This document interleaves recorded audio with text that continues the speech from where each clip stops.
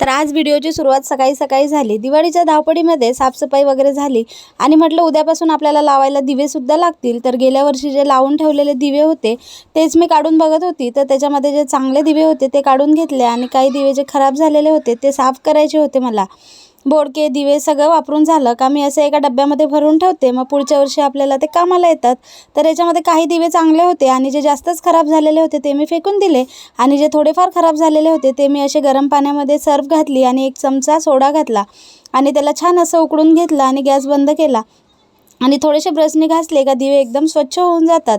तोपर्यंत इकडे माझ्या बाळाची सुद्धा सकाळ झाली होती आणि सध्या आम्हाला सकाळी सकाळी चहासोबत लागतात ती शंकरपाळी, जी आम्हाला खूप जास्त आवडतात। मग नाश्ता वगैरे केला, आंघोळ वगैरे करून घेतली आणि आज होती स्कूलमध्ये दिवाळी पार्टी। तर त्यासाठी आम्हाला एक दिवा तयार करायचा होता आणि आमच्याकडे कलर नव्हता, म्हणून आम्ही थोडासा जुगाड केला आणि नेल पेनने त्याला छान असा कलर दिला।